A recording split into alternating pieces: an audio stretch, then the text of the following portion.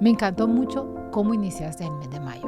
Me fascinó el título, Deja que Dios sea Dios. Y parece que nuestro aquí no es suficiente. Claro, y lo que Dios quiere transformar y renovar es nuestra mente. Cuando estaba leyendo el devocional, me dio mucha risa cómo lo iniciaste, porque decía que ¿quién es más feliz? ¿Una mujer que tiene 12 hijos o una mujer que tenga 12 millones de dólares? Todo el mes fue bellísimo. Y yo quiero terminar con eso, con esta pregunta que tú haces. ¿Cómo vivirás este poco tiempo que tenemos aquí? ¿Será que vale la pena las amarguras, las peleas, los enojos?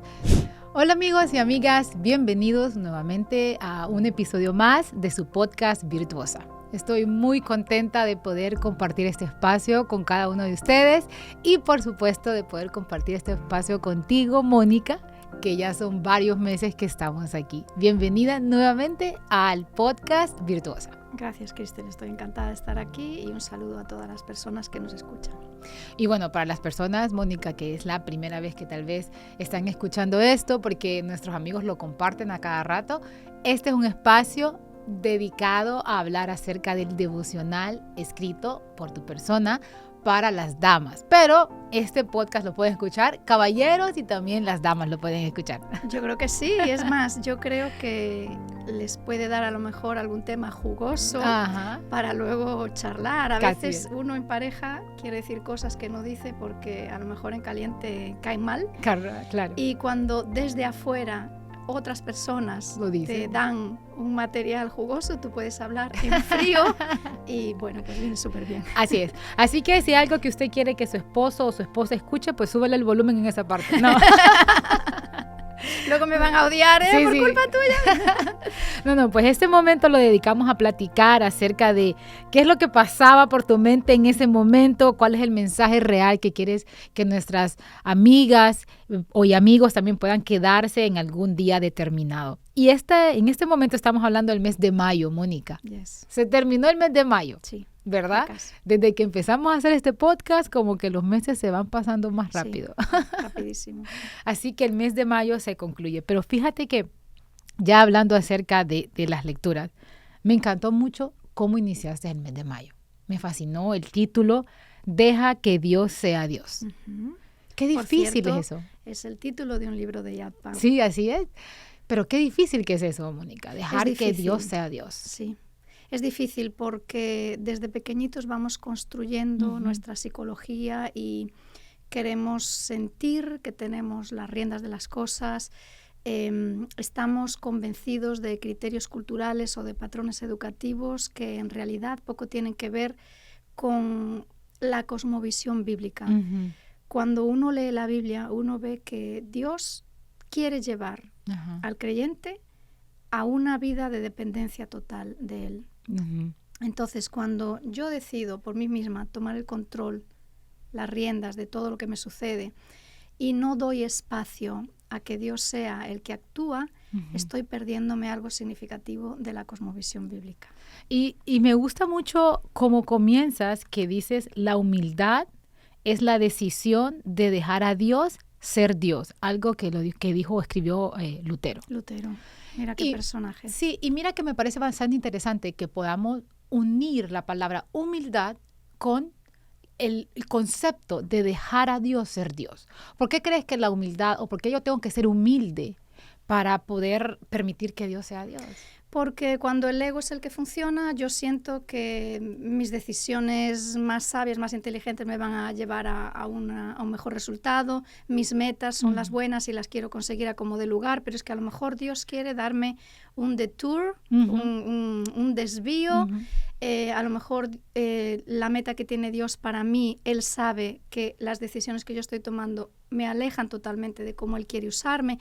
Entonces, humildad significa reconocer, bueno, esta frase de el hombre propone y Dios dispone, o sea, es verdad, yo tengo un cerebro, yo lo uso, me gustaría lograr estas metas sanas, cristianas, en función de los principios y valores que tengo, bíblicos, pero también en mi mente tiene que haber un espacio para decir, bueno, Señor, esta meta, esta idea, esto que quiero hacer, esta reacción, todo esto que soy, todo esto que tengo, lo pongo en tus manos para que tú actúes también. O sea, para que me hagas a mí tener claro si es el camino, si no es el camino, qué debo cambiar, etcétera. Y a veces cuando estamos convencidos de que nosotros tenemos las riendas de nuestra propia vida, no nos hace falta una crisis, una situación difícil para decir, no, es que no. Yo no tengo las riendas. Exacto. Y mira que aquí tú empiezas las lecturas con una historia bastante, creo que ilustradora, porque es de una maestra infantil que está en la iglesia y que decide hacer un drama. Y dentro del drama hay niños que van a representar un árbol y representar esto y lo otro. Y hay un niño que va a representar a Dios.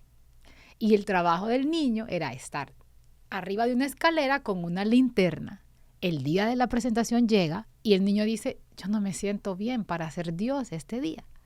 Y entonces ahí viene la reflexión y dice, ¿cómo a veces nos pasa eso? O sea, nosotros queremos ser Dios y tratamos de ser Dios en nuestra vida y nos damos cuenta que gracias a Dios, Dios no se cansa. Dios es Dios. Y por eso nosotros, como tú dices, esa humildad que tenemos que tener para saber que nuestras decisiones, si no se las entregamos a Él, no vamos a ir a ningún lado. Yo creo que es muy diferente la vida cuando todo lo que sucede lo decido yo, dentro de lo que no está en mis manos, como pueda ser la salud o la actitud del otro, lo que el otro hace. Esa vida es muy diferente a la vida de la persona que cada mañana dice, ok, yo tengo mi idea, voy a ir a mi trabajo, o sea, lo que tengo delante de mí, yo lo voy a hacer en la rutina que tengo. Pero por favor, sé tú el que actúa. Eso ya a mí me da la sensibilidad mental para ver los detalles, los de afuera y los de adentro. Eso me da, digamos, la serenidad para no perder los nervios y decir, espérate un momento, yo soy una persona que me he entregado a Dios por la mañana, que estoy pidiéndole que Él actúe en mi vida y ya eso es disuasorio para yo, en cualquier circunstancia del día que tengo por delante, pierda los estribos, las emociones. No. Entonces, dejar que Dios sea Dios implica un sometimiento mental a una guía que está por encima de mí. Por eso requiere humildad. Porque mi orgullo, ¿quién hay por encima? Yo, mi criterio, para eso me eduqué, para eso fui a la universidad, para eso tengo, sé yo, las luces que tengo. Bueno, pues hay que dejar un poquito eso al lado y decir, está bien, la inteligencia que tengo, la formación que tengo, Dios me la dio, eso es maravilloso, pero yo someterme a Él para que Él actúe en mi vida. Y me llama como bastante tal vez la atención porque me ha pasado bastantes veces que recorremos a Dios, escribes tú aquí, en oración solamente cuando las cosas nos van mal. Ahí es donde queremos tal vez que Dios sea Dios. Y ahí le decimos a Él. Y no nos damos cuenta que si dejamos que Dios sea Dios, es en toda nuestra vida, en todos nuestros momentos, felices o tristes. Eso es lo que hablaba antes, de que a veces es una crisis la que nos tiene que llevar a esa humildad, ¿no? Cuando hablo del tema del drama ¿no? Están representando la creación y el niño dice, hoy no tengo ganas de ser Dios.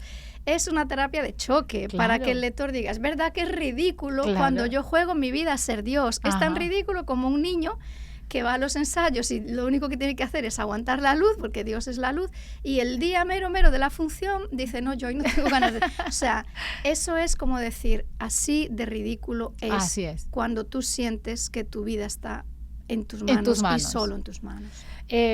También en la parte final tú haces mención, obviamente, del profeta Isaías cuando escribió una vasija de barro igual a otra cualquiera, no se pone a discutir con quien la hizo.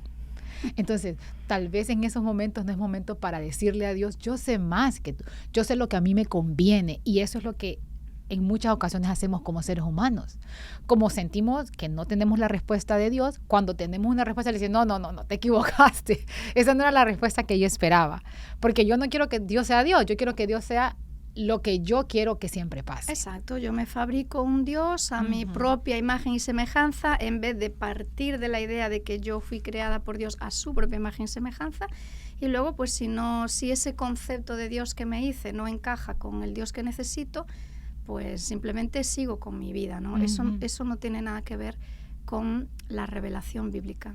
Realmente la Biblia nos llama a entender primero que Dios es Dios y yo soy criatura, ya eso es una distancia que me debe llevar a la humildad. Así es. Y segundo, que lo que Él quiere es que en mi relación con Él yo me parezca a un niño pequeño que va de la mano de papá.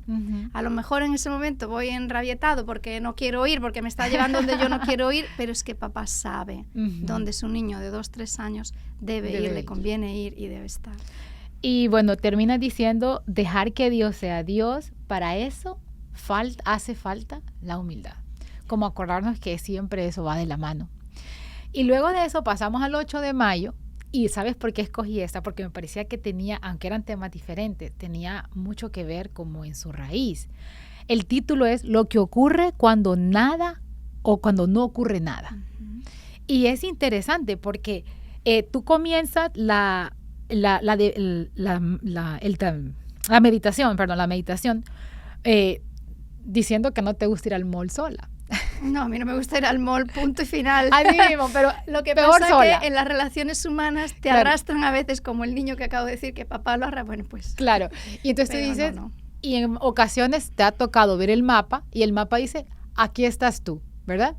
Y es bien interesante porque si nosotros miramos el mapa nos damos cuenta qué chiquitos que somos y todo lo que hay alrededor, ¿verdad?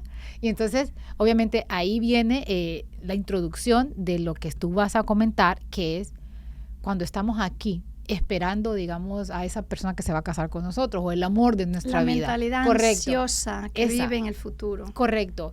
O estoy aquí esperando una promoción en el trabajo. Estoy aquí esperando graduarme. Estoy aquí y parece que nuestro aquí no es suficiente. Y entonces le decimos a Dios y parece que no pasa nada. No importa cuánto esperemos, no importa lo que nos pase, parece que no pasa nada y eso nos desespera. Y no somos capaces de ver que mientras no pasa nada, entre comillas, porque no es verdad que no pasa nada, en ese retroceso que aparentemente tú sientes que tuviste en las metas que tienes, en eso es que está pasando todo lo que tiene que pasar. Es que Dios está formando tu carácter para que cuando llegue la oportunidad en la que Dios quiere usarte, tú estés preparada. Y también, y esa era la relación que encontraba con el anterior, porque por supuesto puede ser que yo me sienta que yo no estoy avanzando, porque yo tengo una meta puesta, pero no es la meta que Dios tiene para mí. Entonces, claro, si cada vez que yo estoy, pero yo no estoy avanzando a mi meta, porque no he dejado que Dios sea Dios en mi vida. Y es interesante, mientras lo leía, yo decía, realmente tiene muchísimo sentido. Y me encantó la frase que escogiste, que dice, la preocupación no vacía el mañana de tristeza, vacía el hoy de fuerza. Exactamente. Y dejar que Dios sea Dios es la manera más rápida de acabar con la ansiedad. Porque la ansiedad es egocéntrica, o sea, es estar lleno de futuro, pero de un futuro que tiene miedo, y si esto no sucede, y si me muero, y si mi marido me deja, y si, esa ansiedad.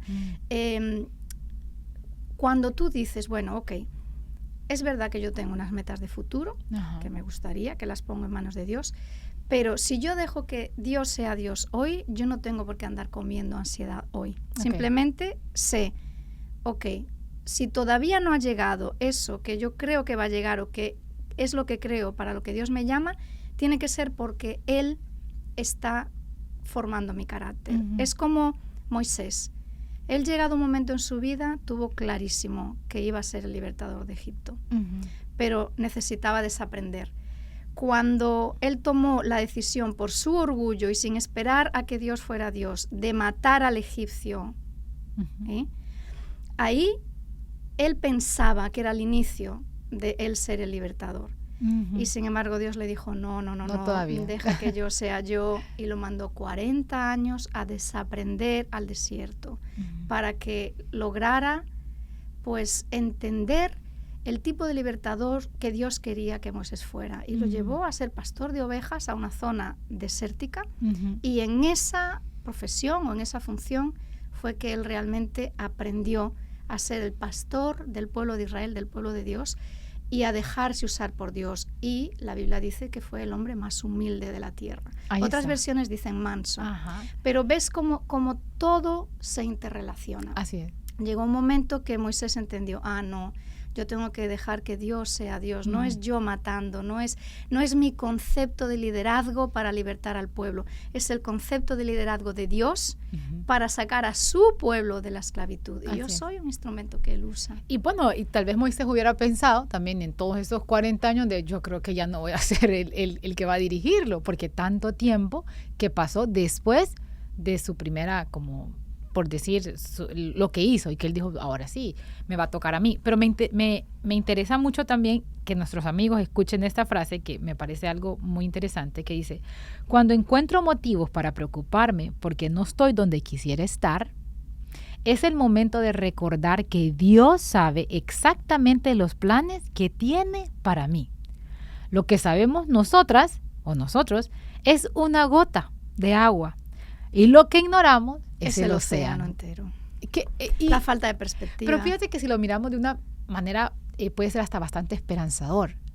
Uno puede decir, este es mi problema, pero debe ser bastante chiquito mi problema. No me puedo ahogar en eso, porque Dios tiene la capacidad de ver todo mi océano.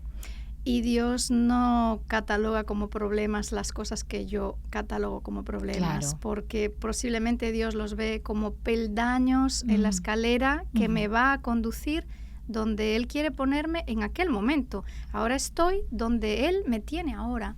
Ajá. Entonces, la Biblia también habla, ¿no?, de que al que cree en Dios, al que vive con confianza, todas las cosas le ayudan a bien. Entonces, es ese vivir confiadamente en Dios. Así es. El día 8 de mayo, que es la meditación del 8 de mayo, termina también diciendo, algo ocurre cuando no ocurre nada. Dios usa esa espera para cambiarnos. Y tal vez eso es lo que me gustaría que también las personas que tal vez en este momento sienten que su vida está así stuck, que no se mueve ni para atrás ni para adelante.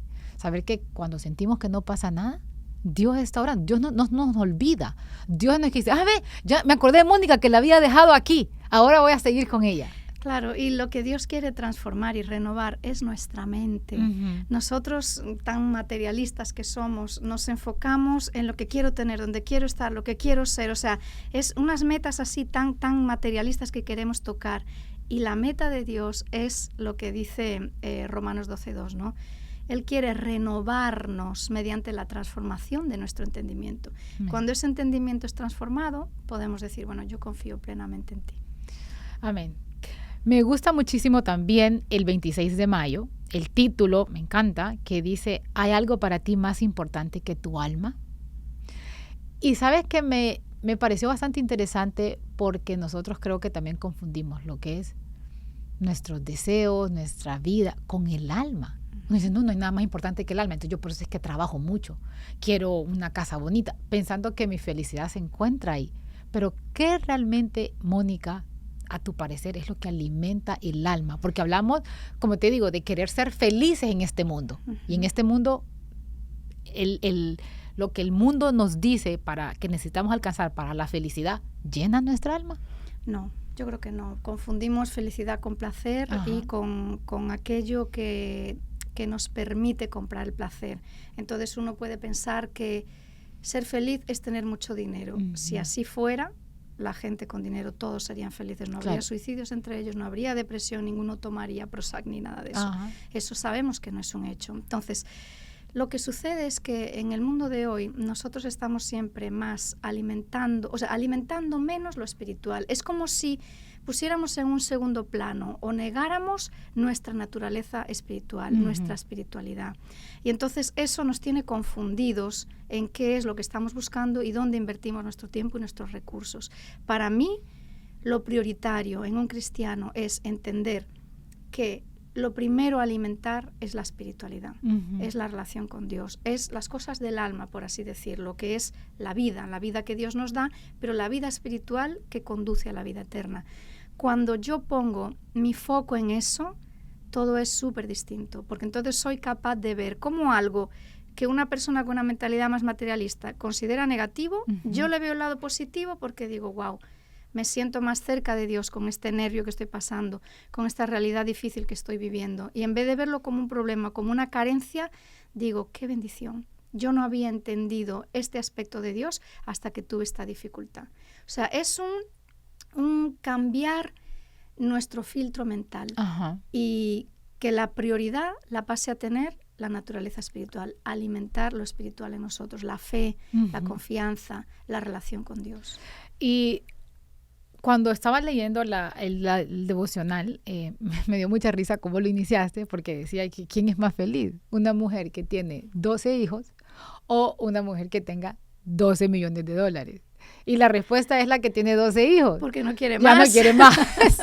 Y me pareció bastante también interesante el hecho de que es cierto, porque estoy segura que esa mujer con 12 hijos ni siquiera tiene tiempo para pensar. Ella no sabe si está deprimida, no está deprimida. No, ella no tiene más cabeza para eso. Pero mientras estaba leyendo decía, ¿qué son esas cosas que alimentan nuestra alma? Porque yo puedo saber lo que alimenta por mi placer en esta tierra. Por ejemplo, tener más dinero, Exacto. tener un mejor carro, andar mejor vestida, lo que para mí es belleza, que mi pelo esté largo, que me lo pueda arreglar. Todo eso alimenta mi placer terrenal. ¿Qué cosas pueden alimentar mi alma? La lectura de la palabra de Dios, la oración. Esas dos cosas básicamente. Y luego el tener esa disposición desde primer momento en la mañana de ver las cosas desde su punto de vista espiritual. Es decir, de entender la importancia del amor, el amor como principio, de estar atento a ver quién necesita algo y dar esa mano de ayuda. Cuando yo me convierto en una persona egocéntrica, que lo que busco es mi propio placer, lo que yo quiero, lo que a mí me gusta, lo que a mí me satisface, no me doy cuenta que es el camino más directo a la depresión que hay. Ajá. El camino mejor para vivir con espiritualidad es volcarme en el otro, ponerme al servicio del otro. ¿Qué pasa? Que todo esto yo lo descubro a través de la lectura de la palabra de Dios. Por eso para mí esa es el primer quehacer. Intencionalmente y bien organizado, buscar esa lectura que es la que va a cambiar mis patrones de pensamiento. Si yo no cambio mis patrones, yo voy a seguir queriendo tener lo material, seguir queriendo tener los placeres, pero eso lo que hace es tapar los vacíos espirituales del alma, de la persona. Y yo pienso que no merece la pena poner parches. O sea, ¿para qué vas a perder 10 años de tu vida persiguiendo algo que no aprovecha, que no llena realmente, que simplemente te mantiene en un nivel superficial de placer? ¿Por qué vas a perder esos 10 años si puedes hoy entender mejor qué es el contentamiento, qué es la plenitud, qué es vivir en paz con Dios? O sea, fíjate que para un adulto, digamos para mí, esta es una meditación bastante importante que puede enseñarme mucho. Pero también creo que los que tienen hijos, que están a cargo de su familia, pueden tomarlo también como un llamado para una gran responsabilidad como padre. Ayudarle a su niño también que pueda hacer crecer y alimentar su alma, no solamente alcanzar todas las cosas que este mundo da.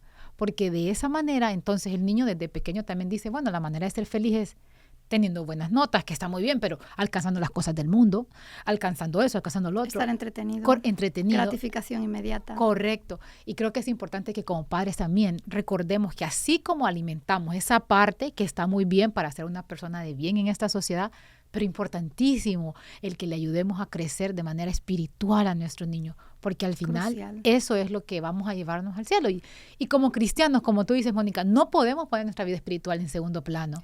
Tiene que ser siempre en primer plano. Claro, por supuesto. Así que ese era nuestro 26 de mayo. A mí me encantaron todas, Mónica, de veras. El mes está precioso. Me gusta muchísimo escucharlas una y hasta 2 veces.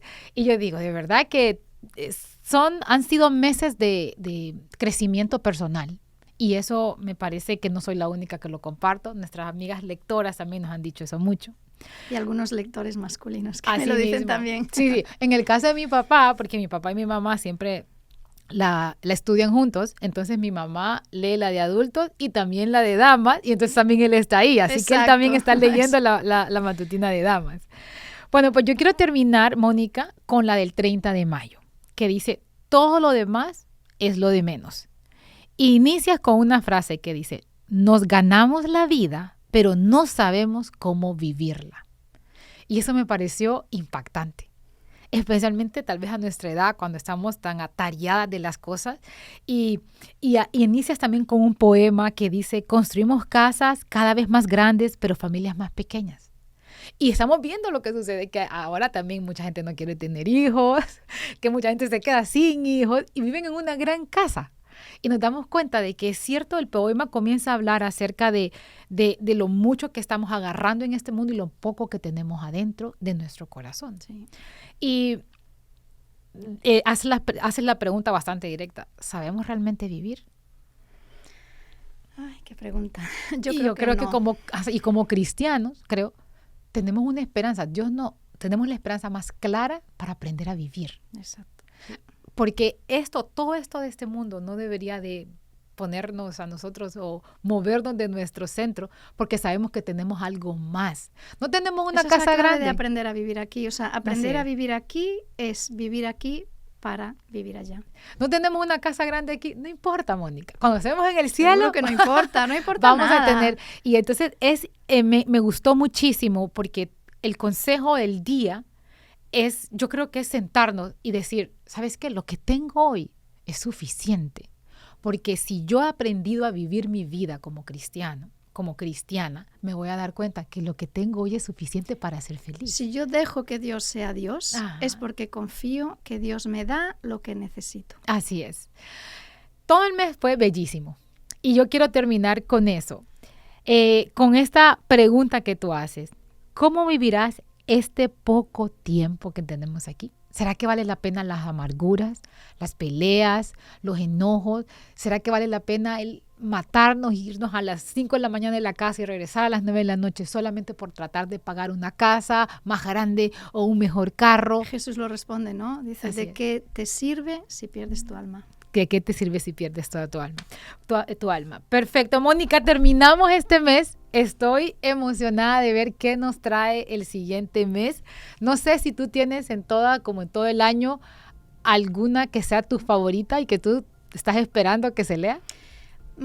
Es que mi favorita yo creo que fue la introducción, porque después de haber terminado de escribir todo y me siento a ver qué voy a decir en la introducción, eso fue lo más significativo para mí, decir qué quiero decir yo antes de, pero para mí fue lo último.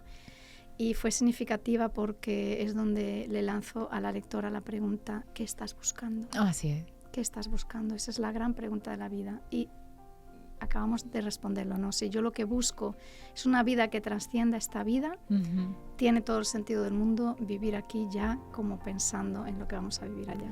Bueno, para los que a veces se les olvida leerla, algún día no pueden dejar de leerla, la Matutina Virtuosa está muy bien. Y te espero el otro mes entonces, Mónica. Dios mediante. Preparadas y listas, y siempre le decimos a nuestros amigos y amigas que si les gusta alguna lectura, me la comenten en los comentarios para que nos podamos platicar acerca de eso. Muchísimas gracias por estar con nosotros y los esperamos el próximo mes.